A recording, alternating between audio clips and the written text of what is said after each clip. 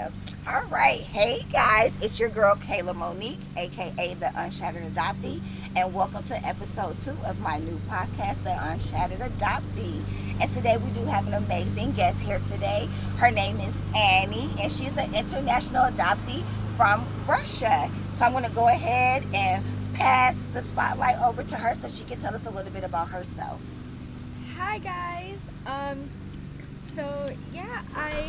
was born in Krasnoyarsk, Russia, about 23 years ago on July 14th, 2001. I was 2 months early.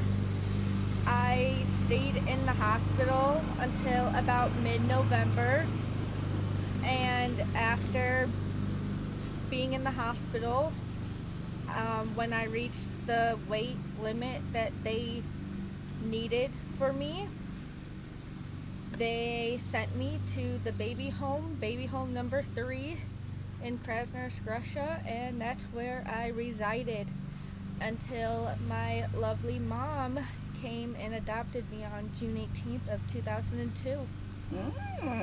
All right. So you guys heard a little bit about her introduction to her adoption story. So now we're going to go ahead and dive a little bit deeper. So with you being adopted in Russia and everything like that, I would love for you to kind of tell me your experience from when you got adopted and when you came from Russia to America. What was that like? So unfortunately, I don't really remember much because I was a baby. I was an infant. But what I have seen from pictures of being in Russia, a lot of people, make the assumptions of, oh, you adopt babies, adopt little kids. They don't remember. They don't have the recollections. They don't know that they were wanted. All of that. Yeah. That is so untrue. Dive into that some more. How would you say that's untrue? They don't consciously know that they're not wanted, but subconsciously they know. There was a picture where I was sitting on my mom's lap.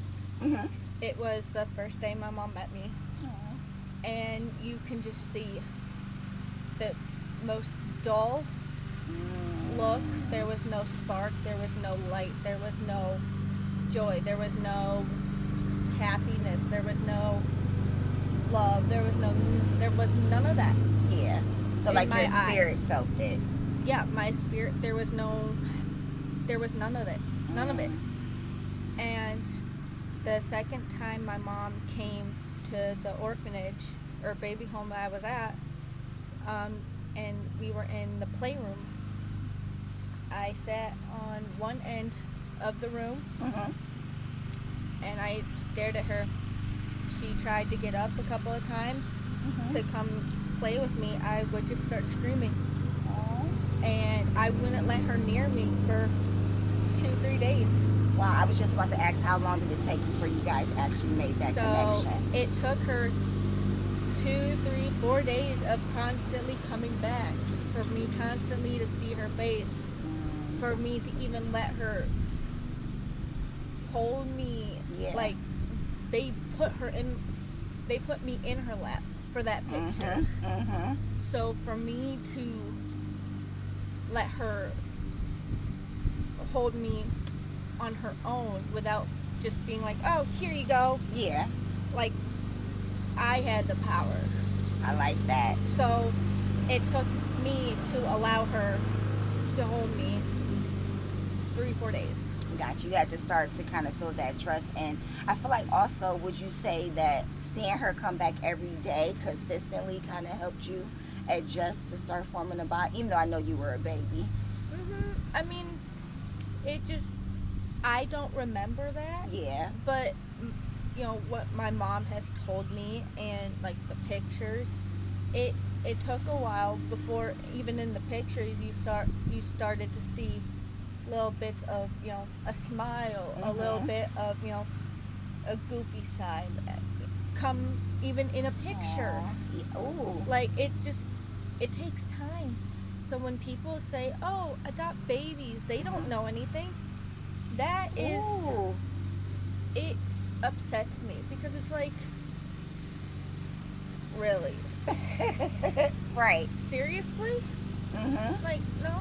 And you're someone who was a baby, and you still, like you said, subconsciously, you knew. I totally, whether or not I still had the care Mm-hmm. from people in the hospital, it wasn't consistent. It wasn't the same person. It wasn't, it wasn't the same person. So Mm-hmm. that consistency is what matters. Yes. Yes. So if without the consistency, oh, here, I'm just going to give you a bottle and walk out. That's not care. Yes, I mean, I like that It is consistency. care, Mm-hmm. because you're giving the baby what it needs to survive, but it's not that emotional care. connection and really It's not that bonding. emotional care that a baby also needs to thrive. Mm. So you wonder why kids in orphanages in foreign countries have more of a problem. I like that. Yes, they're starting now to join in on the foster system, which may help. I don't know. I've never been in the foster system. Yeah. But it also sucks being taken from one family, thrown into another, constantly being ripped from people. Like, it still sucks. Even though I've never been through it, I still feel for those people who have been in the system for years. And I say it all the time. I feel like because we have that experience with adoption, and yes, you didn't experience foster, but you can empathize instead of just sympathizing with people. And that's a difference, and I try to tell people that it's one thing to empathize and to sympathize, but sometimes when you sympathize, it's like I've heard people say, well, aren't you grateful that you're adopted? You should just be happy. I hate when people say that, because it's like, yes, I am grateful, but doesn't mean I don't want to know my family. Come on now. Because that's my blood. That's who gave me my life. If it wasn't for them, you wouldn't have your niece. You wouldn't have your granddaughter. You wouldn't have your cousin, your daughter, whoever. So when you start to say those things, stop and think and ask yourself if you really should be saying those things. Because 9 times out of 10, it's just going to hurt them. Absolutely. Even though if they don't tell you right away, deep down, they're going to be sitting at home later that day and be like, damn, like, that really bothers me. But they're not going to tell you. Yes. I don't tell my aunt when she says it to me or to my mom. I don't tell her. Because and I love that you there's said no that. point. There's no point, because she's not going to stop saying it. It's just because she doesn't understand. She's never adopted a kid. Yeah. People who've never adopted a kid don't understand. Even parents who have adopted, they're not truly going to understand what we go through of that longing to reconnect or find out who we are as a person because of that missing piece. Yes. That, isn't there anymore. Yes. And while we're on the subject of identity, I know that you did reconnect, like me, with your biological family. So I would definitely like to go ahead and see what that experience was like for you. How did you come about meeting them? And then when you did meet them, because I know for me and what I try to explain to people that they often don't understand is just because we share the same DNA doesn't mean that that bond is always going to be naturally there, because we've all been through certain things. You know what I mean? I see your smile, so I know you know what I mean. So I would love to hear your personal experience when it comes to that and how you reunited with your family and what that looked like. So like she said, I did reunite with my biological family. So my parents did 2 investigations. The first one was with a service through, I think, England, and they couldn't find anything, and I was very heartbroken. I just thought it wasn't meant to be, that there is just, that was just it. Mm-hmm. And at that point, I had accepted it, and I was finally able to, I guess, come to terms with that I wasn't going to be able to find them, or especially my birth mother. My birth mother was the one person that I had always wanted to find. Mm-hmm. And I had just come to terms that maybe it wasn't meant to be to find her or reconnect with her. And so I had just kind of dropped it at that point, which for me was very hard, because I would always be saying that, I loved her and that I wondered who she was. And then, my mom didn't really give up on it. So she Mom. Yes. She then goes on this Facebook group that she's a part of. It's called Frua, and it's like a support group for parents who have adopted kids from Russia, Ukraine, like all of Eastern Europe, basically. Wow, okay. And so she put in there, like, hey, I'm trying to find my daughter's biological family. We did one investigation, didn't find anything. Have you used anybody? And were they successful? This guy, Illich, messaged and said, hey, I live in Russia. I might be able to help. Okay. So my mom sent him all the information that she had and was like, we'll give this one more try. Mm-hmm.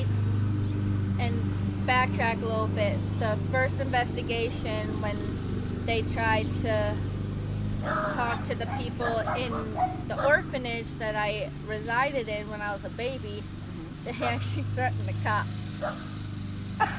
Whoa! Threatened the cops? Because he was not like a Russian citizen. So they didn't want, they are so like anti-citizen. Mm-hmm. Like if you're not from Russia, then they're kind of like, whoa, wait a minute. Like, you are not coming on our property, you can't video, you can't do, like my mom even said when she came to Russia, she couldn't even, there was like a museum or something, and you're not even allowed to take pictures or anything because they are so afraid of like like I guess Western exposure or whatever. Like, they're very true to their culture. It is and like very strict of no outside, like nobody from the outside outside of Russia should see what is happening inside. So you feel like it's kind of a little bit of secrecy too? Yeah. Okay. So they threatened the cops, like all that. So just wanted to throw that little bit in there. Just thought it was funny. I like it. So anyways, my mom sent him the information. She's like, maybe he'll have better luck of being able to find some records or something. Yeah. He lives in Russia. He's a Russian citizen. A few weeks later, and by the time this is all happening, this is the first time my parents have ever kept anything related to my biological family from me, because they didn't want me to get my hopes up or anything of that nature for nothing to come out. So do you respect them for doing that? Yeah. They didn't tell me that this second investigation was going on, which I think I would have been nervous. And, like, if they didn't find anything, I think I would have been more upset. Yeah. So a few weeks go by, and this guy messages my mom back and goes, I think I found her aunt. So he gets my mom in contact with my aunt, and so they start talking in Russian, so Google Translate, all the fun stuff. Yeah. And so she then says, Larissa, which is my birth mother, has a son. And so my aunt gets my mom in contact with my brother. And so they're talking, just kind of making sure it's legit. Yeah. And I still don't know anything at this point. Right. You're still kind of in the dark. Definitely in the dark. And so, everything turns out, same last name, all of it. I mean, my brother has a different last name. He took his father's. We all have different dads. Okay. And how many? Three. Three of you kids. guys total. Okay. Older brother, me, and then a younger sister. Gotcha. Okay. So we all have different dads, which shame on my birth mother, man. And like I said, this is a safe space, so definitely be I love vulnerable, her. transparent with what you want to share, because I know that somebody's going to resonate with this for sure. So my brother, is talking to my mom, and apparently my birth mother told her that not to bring me up because he's 8 years older than me, and so she was like, he had overheard a conversation between my birth mother and our aunt, and about a baby that she'd given up. So nobody knew about you at this time except for your mom, your birth mom, and my aunt, and because your aunt. Okay. The government or police or whatever, Yeah. I don't know, had gone to my aunt and been like, hey, your Larissa gave up her baby. Okay. Do you want her? And at the time, my aunt was like 17, 18. She's like, heck no. Which I don't hold that against her. Yeah. I mean, I wouldn't have wanted a baby at 18. Yeah, and that's somebody 2-time teen mom, so it's not easy. No offense at all. So I don't hold that against her, Yeah. but and so she probably was like, hey, you gave up, a baby, like, how dare you, probably loud argument. My brother overheard, was like, hey, what do you mean you gave up a baby, and she was like, don't bring it up again, just drop it, okay? And he kept asking about it, over and over, and eventually he just gave up. Okay. So, years go by, and then here we are being like, hey, we're here. Right. And what was that like when you first reconnected with your mom, your aunt, your siblings? Like, because I know you said your parents kept it a little low-key until they knew for sure. So when the day my parents told me about, so at first they only told me about like my aunt and my brother. Okay. Because they didn't know about the sister, they didn't know about the sister at the time. Okay. So I remember I was coming home from school and I was texting my mom. I'm like, hey, what's for dinner? And they knew they were telling me that night. And my mom goes, oh, you pick what's for dinner. I'm like, huh? Okay, pizza, I guess. Right. And at the time, my mom was still working downtown, and so it took her a while to get home. And so I was, doing homework until she got home. And still had no idea of what was coming. Nope, Okay. had no idea. And so, I hadn't finished my homework. I still had a little bit left to do. And so, I was done eating. My parents still were finishing up. I'm like, hey, I'm going to go finish my homework. My mom goes, hey, your homework can wait. I'm like, First little riff, what? like, my homework could wait. What's going on? Who died? Or am I in trouble? What am I in trouble for? Right. What's going on? Like, that's always the kid's first question. Yes. Like, what did I do? What am I in trouble for? Definitely. And then I'm like, oh, who died? And they're like, oh, no one died. You're not in trouble. And they're like, or should you be in trouble? I'm like, no. Right, trying to catch you. I love it, bringing that sissy humor in there. I'm like, no, I shouldn't be in trouble. And they're like, well, remember how we did that investigation? And I'm like, yeah. And they're like, well, we did another one. And I just remember just sitting there like, did your heart drop? Like, was your heart I beating? literally just stopped. I was just like staring at my mom. I'm like, ooh, right. Like, what is she going to say next? I'm like, oh, okay. She's like, well, I found your aunt. And then she goes, yeah, and you have a brother. I just was like, oh my God. I literally did not breathe for like a good minute. Oh my gosh, yes. I remember that feeling. And then when I saw a picture of my brother, I didn't even have words to I just was like, whoa. And did he look like you? Did you Mhm. did you see the similarities and everything? I've got the picture that my Wow. mom actually showed me. Wow. I can pull it up Oh, and awesome. I'll show the camera Yay. what We love a good photo. Oh yeah, he is my like spitting in like it's Mm-hmm. it's weird what. And you said you guys are 8 years apart? Mhm. Okay, got you. Let's see. And during all of this, he already knew because he was already asking about you. So this was, oh my goodness. This was. Let's see if I can. Okay, my brightness is all the way up. Oh, yeah, that's That good. is Oh, wow. one of the first pictures I ever got of my older Wow. brother. Wow. And we can even Zoom zoom in. in on Thank you for that. on his face. Wow. That I can see the is similarities my for big sure. brother. Oh my goodness. Wow. And I just remember just looking down at that picture. I was just like, man. I can only imagine. And then I will show you guys my little sister that we Aw. actually also found. Oh my That is gosh. my little baby sister. And how many years is it between you and her? So she was born in 2006, and I think like September. So I think she's about 18 or turning 18. Okay.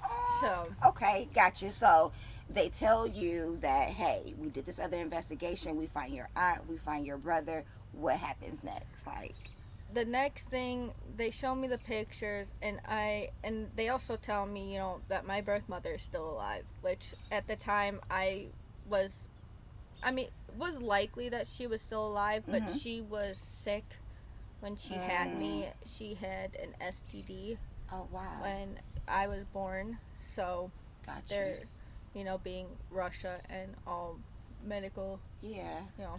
likely that. And you weren't sick or anything when you were born They because treated of it? me Good, just to good. be on the safe side. Okay. But they were like, yeah, she's still kicking. I'm like, Good. You were meant Cool. to be here. Okay. Alrighty. and so we then, we start being in contact with my aunt and my brother, and, everything's going great. And, my brother's just over the moon that, his little sisters, Yes. got a good family, and he, we then figure out when to Skype, and Yeah. I just remember the first time we Skyped, neither one of us said a single word to each other. We just had the same big, goofy smile on our face, and we just stared at each other Wow.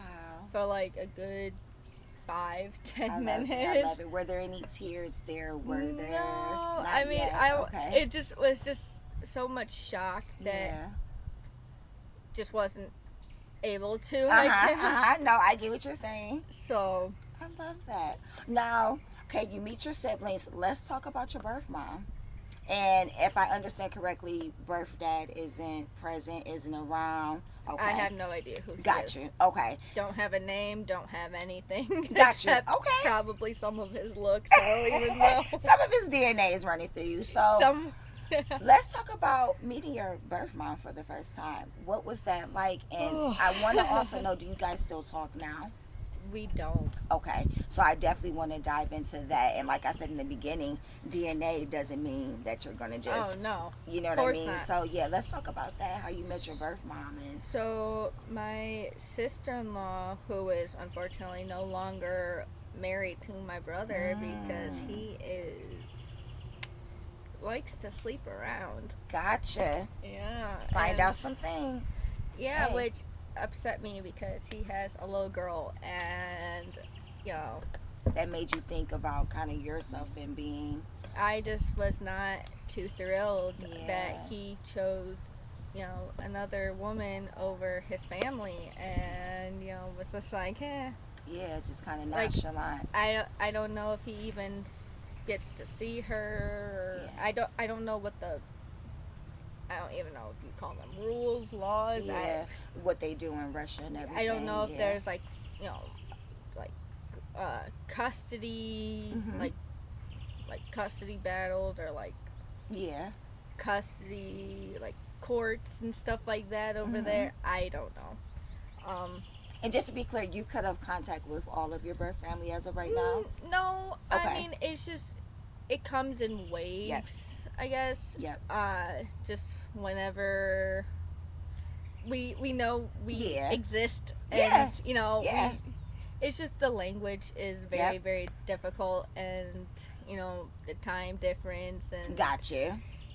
it's very hard to stay consistent. Yeah. And everybody having their own lives and doing their own things and everything like that, like too. right now it's probably 3 in the morning, 4 in the morning. Okay. So it's like, so there's a big difference there. yeah, Okay, got so you. it's very difficult. Like, Got you. I would have to wait until probably like 10 at night here to text them when they're getting ready for the day. And it's, now, with my birth mom, she was nervous to meet me. So I'm wondering, when you met your birth mom, was she nervous? Was she... what was it like when you first saw her face to face? Because you guys were Skyping, right? Yeah, so my sister, she was staying with my sister-in-law at the time. So they were still married at the time. And so my sister-in-law was like, hey, your birth mother is staying with us. I was like, oh, okay. She's an alcoholic, my birth mother. Still is. Well, my birth dad.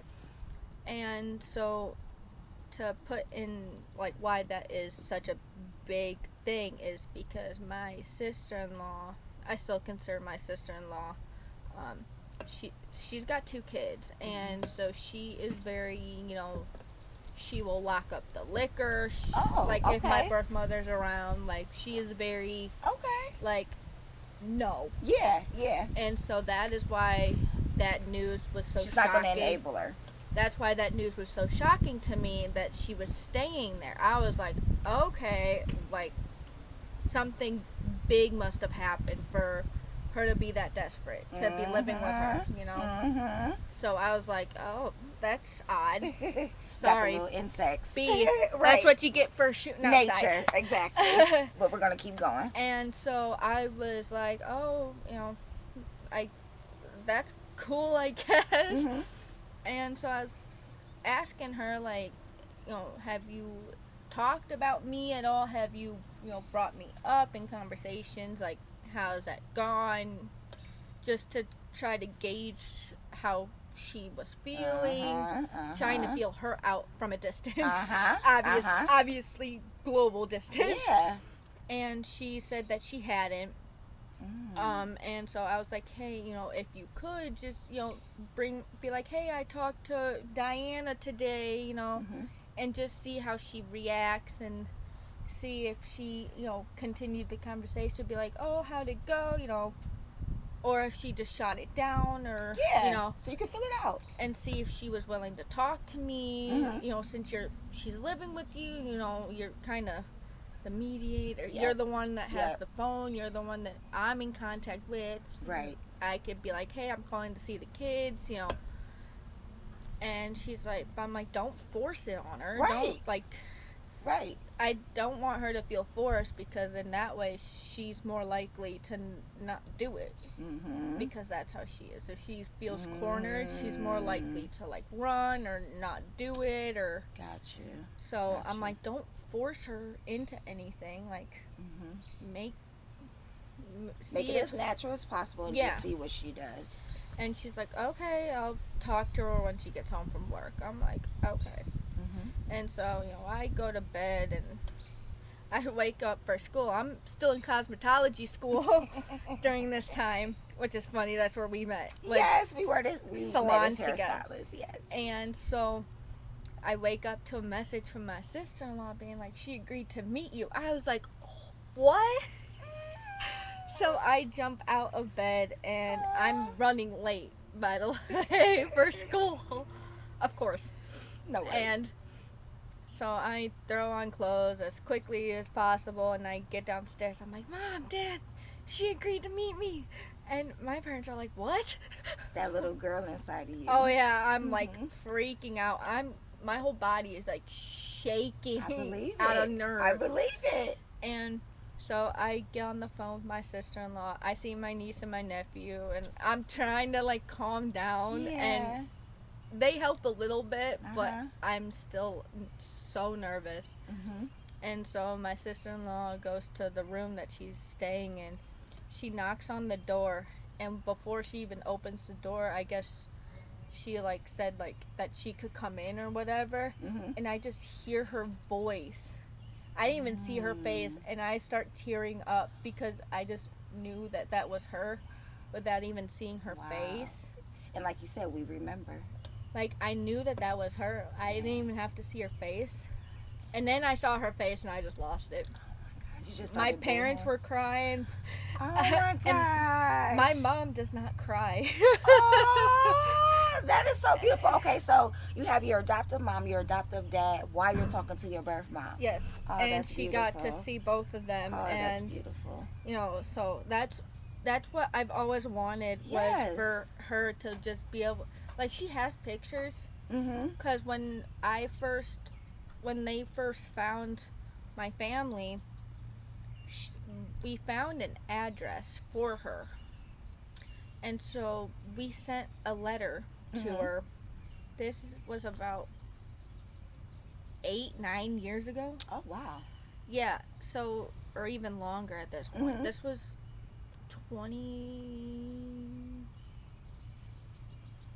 2015, 16. Oh, yeah, so a nice little time ago. So, about there, and we included some pictures, Okay. you know, of, you know, me growing up.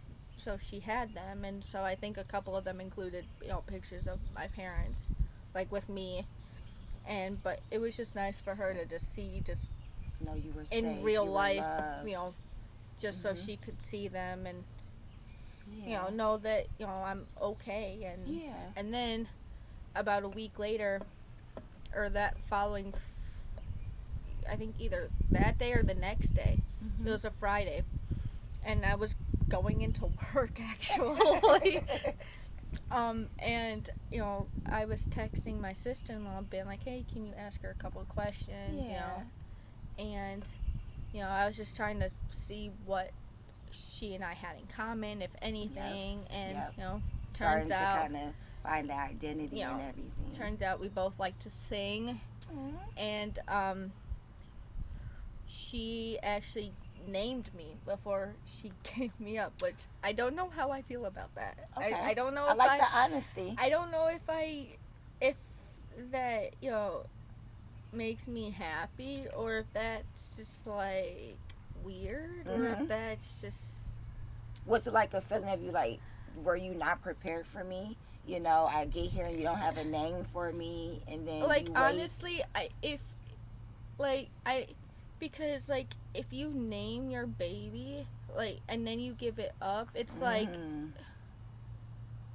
Was there like, any really meaning to it? Did you really put any effort? Did it really she matter? named me after her mom, which is like, at the same time, it's like,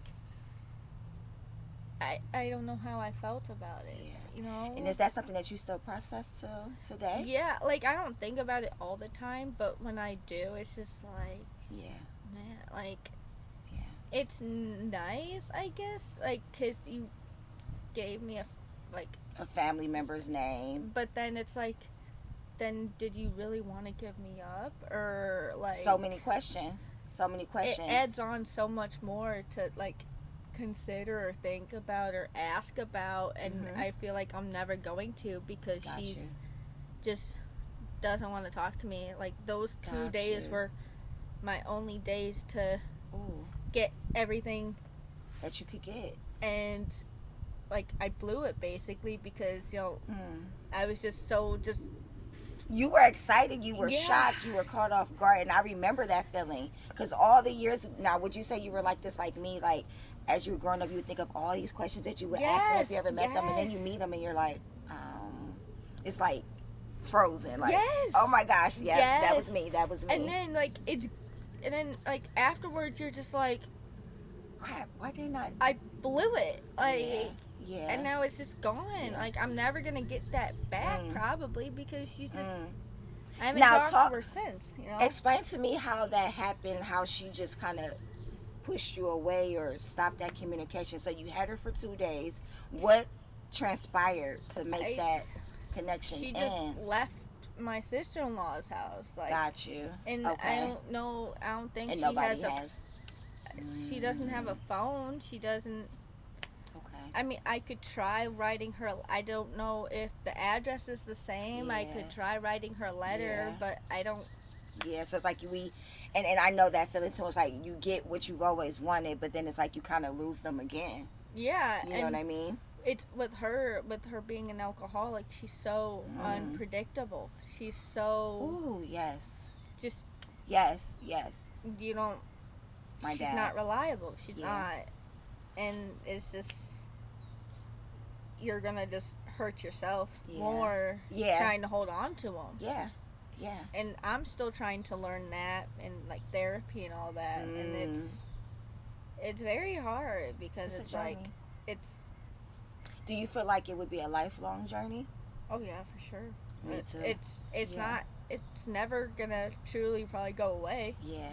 Yeah. but you just have to learn to cope with it, I guess. And Ooh, absolutely. And just want to share, I am getting ready to release my ebook. And in the ebook, it's called Navigating Identity Coping Skills for Adoptees. So I'm so glad you said that, because I feel like we can either have those negative coping skills like drinking, you know what I mean, drugs, like you said with your mom. Yeah. She probably went through something and that was her coping skill, but there's healthy coping skills. There's journaling, there's therapy, like you said, you know what I mean? You don't have to go that route. Now, you're a mom. yes, So a handsome little boy, I'm not going to share his name or anything because that's your business, but I definitely want to say, with me being a mom of 4, and when I think about how being an adoptee has affected me as a mom, can you talk to me about how you feel being an adoptee has affected you as a mom? oh, it has definitely affected it in many ways. Okay. Postpartum was very, very rough. To the point where I, looked at my parents and I was like, I'll give you my rights. Like, it got to that point, and Thank you for sharing that. I was being dead serious. I thought, I can't do it. I can't handle it. I can't, Yeah. It's too much. Yeah. There's just a lot, and Yeah. Did it kick in right after you had him, Nope. or did your... So I want to hear that, your unique it story. When did yours was- kick in? I want to say closer to when he was about 1. So I want to say Wow. maybe like 7, 8 months is when it started, and it wasn't like that. It was Yeah. very, very slowly. Yeah. It was, I was going to say, when did you notice? me waking up angry and not being able to, and it wasn't like, oh, I'm angry just at him. I was just angry at everybody. I was, no matter what, and the only time it would go away is when I would sleep. And so, and then I That's would that just depression. start, binge eating. When I went on my birth control, I went Yeah. from 145. I dropped the baby weight. I was Yeah. 145. I went up to 191, which is the heaviest I've ever been. Oh my God! So I know that's affecting your, your confidence and how you feel of your And- self-worth. So, but I was just like, I don't care. I don't like, And what was it about you being an adoptee that you feel like was tapping into those negative thoughts that you were I was having? just like, my birth mother was right. I can't, maybe I can't do this. She was right to give me up. I hated the fact that I understood why she gave me up. I could, just gave me goosebumps. I understood, You feel like you're I doing connected with her in a negative way. on a level that I never thought I would, because I was always, saying, oh, how could she leave a child? How could she not want her babies? How could she walk away? How could she do this? How could she do that? And then here I am being like, oh my God, I can't do this. I don't want him. I can't do this. He's better off with someone else. I'm not good enough. I can't, all that. And it got to the point where I was looking at my dad. I'm like, take him. I can't. Yeah.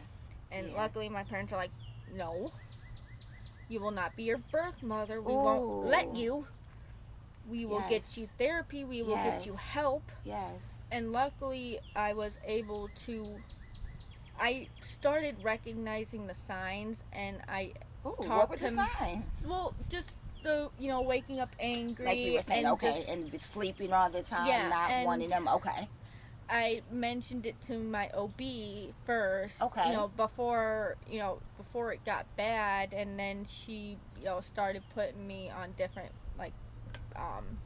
antidepressants. But the first one just made me even more angry, and so we had to kind of... Yeah, and that's the thing with medications. You never know how it's going to go. It's a trial. And then, so we stopped taking that one. Okay. And then the second one was you take it for 14 days, and that's it. And it stays in your system for about a year. How was that one? It worked. I noticed a difference. Okay. But now I think we're coming up, I think it was a year it stays in your system, or something like that. But I've started to notice, a little bit more of, a fluctuation in my mood again. Okay. So I'm just like, please don't be telling me it's coming back. Right. Because it's like, once you get diagnosed with postpartum depression, it kind of doesn't go away. Yeah, it's like you constantly have to deal with it and battle it. Oh, the insects are loving us. Okay. And so tell me what the experience was like on you going on that journey of starting to love yourself and feel that worth, that you were worthy to be a mother, that you were able to do it. What got you there? I'm still... Thank you for your honesty. Dealing with it. Thank you for your honesty. And he's 2 now? He will be 2 in September. Okay, just to give them a kind of time frame of how long you've been 20 months dealing with this. Today, actually. Oh, I remember those days. We still go by the months and not the years yet. Yeah. Okay.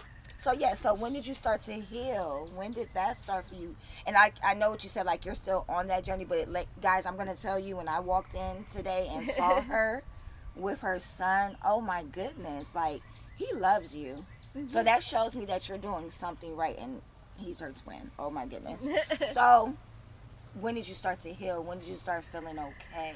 And what was that like? And what do you continue to do today to continue to heal and embrace that self-love? I just am just going to therapy, and just it also, I noticed it during the winter months where get seasonal harder. Depression.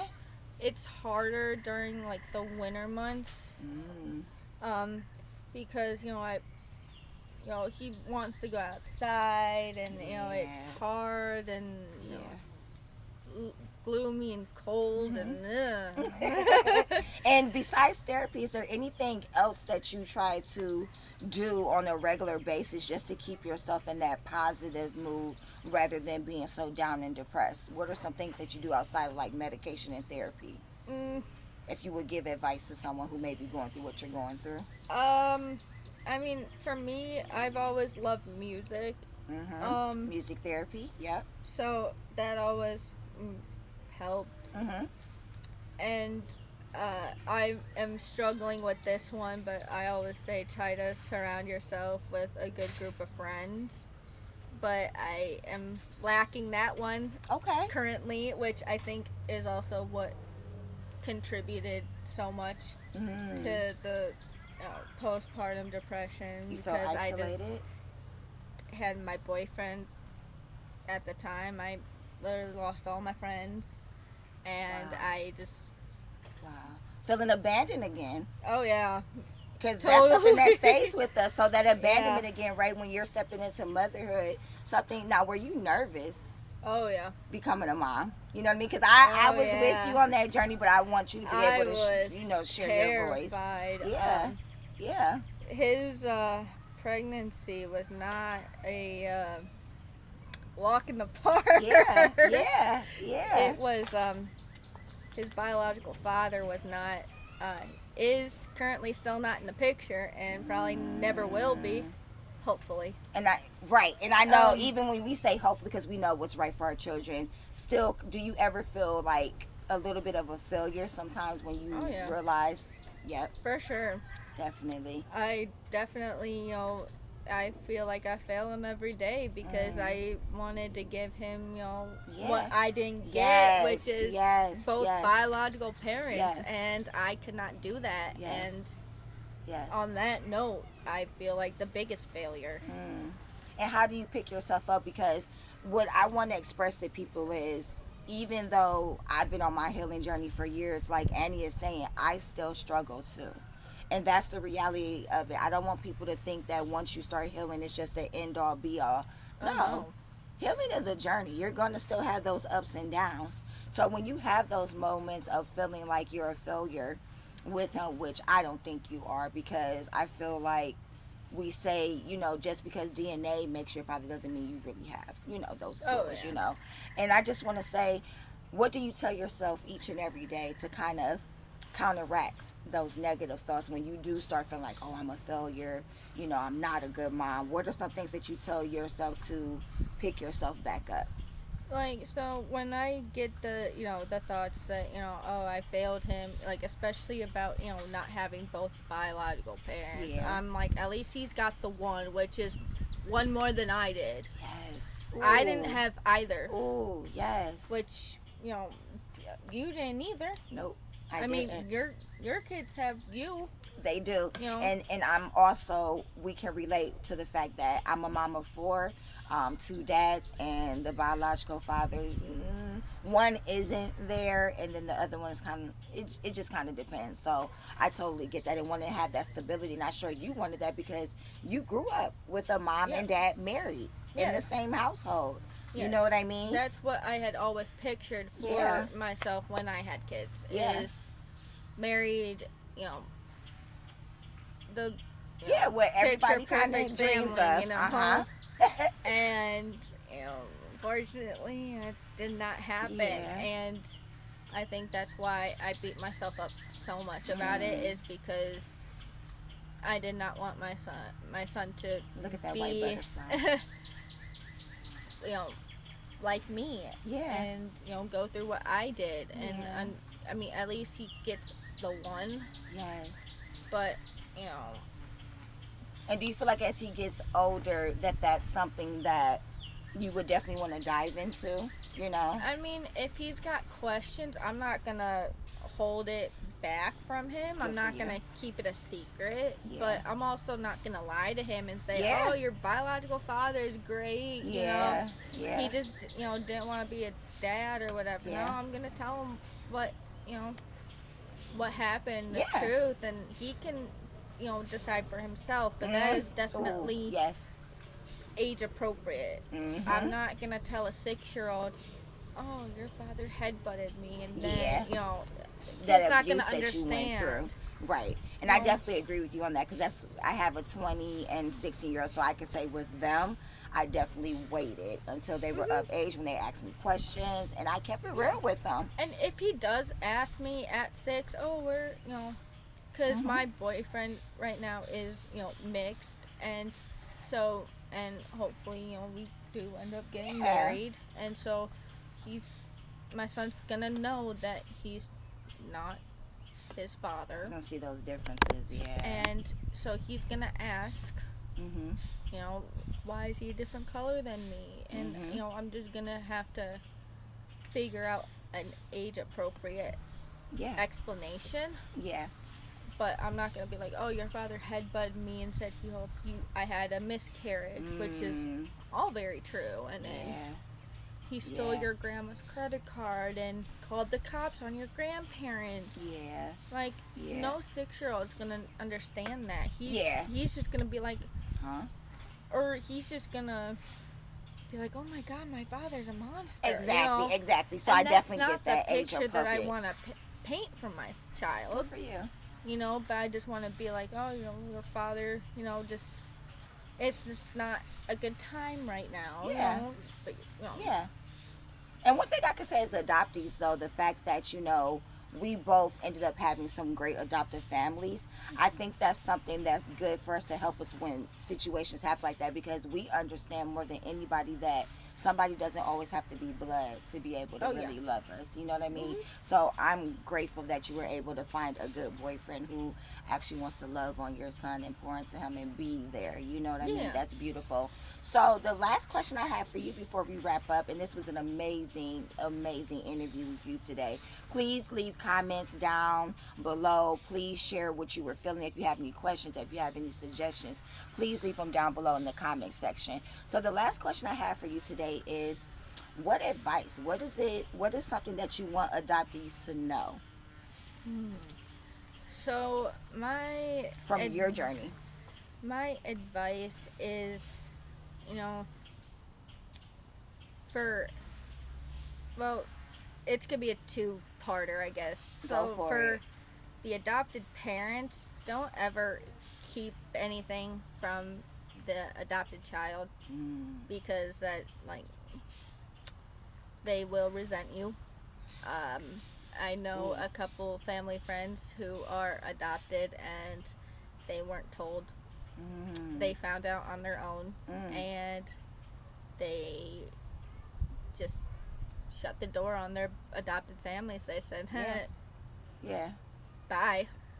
Like, you didn't tell me, so no. Like that. I understand why some people feel the need to not tell them, but my parents put me to bed every night by telling me the story of how my mom flew all the way to Russia to get me. That was my bedtime story. And so beautiful. You know, it's just, that is the best way for, you know, because we already know we're different, so we don't need to find out on our own, because we just will feel more hurt by, you know, the people who we think love us the most. And that's just, so whatever you do, please just try to be open with the kids who you are adopting or are planning to adopt. Whether if they're babies, tell them their story. Please tell them their story. Be open with them. Be honest with them. Be as true with them as you have the information to be true with. Let them know their story. That is the most important thing for a child to know. If they are not yours, I love my story. I'm sure, Kayla, you love your story. Yes, I love my unique story, and that's why I want to highlight other unique stories, because it's my superpower. Yes. You know what I mean? And I love it. And for adopted kids, you are all unique. Your story is unique. Kayla, you are unique. Your story is amazing. Thank you. It makes you so different. Makes you different from mine. Yes. And your story is amazing too. So we are all different. We are all special. We are all loved by, whether you were adopted, whether you are still in foster care, whether you didn't find your family. If that is you, you are still loved. We love you. Yes. And that's why we're here doing this interview now, because we know somebody needs to hear this. We know that somebody's going to resonate with this, because a lot of times as an adoptee, we struggle in silence, or we try to put on masks to be who we think other people want us to be, because we feel like people aren't going to understand us. And I hope this conversation between two adoptees, just being vulnerable and just telling our stories, touches somebody else to do the same. And like she said, you're unique and you matter. Like, just embrace that the same way we have. And she's had her struggles. She still has her struggles. I've had mine. I still have mine. But we're remaining to be unshattered, like I always say. So I hope that this conversation touches somebody. And then, Annie, if you could just share how people can follow you, if you want them to follow you, or if you just want them to leave comments below. Yeah, so you guys can just leave comments down below. If you have any questions or comments from me, just leave them down below, and Kayla here will forward them on to me. and then I will reach out to each and every single one of you. Awesome. And again, this is Kayla Monique, aka the Unshatterd Adoptee, and thank you guys for tuning in for another episode of the Unshatterd Adoptee podcast. Take care.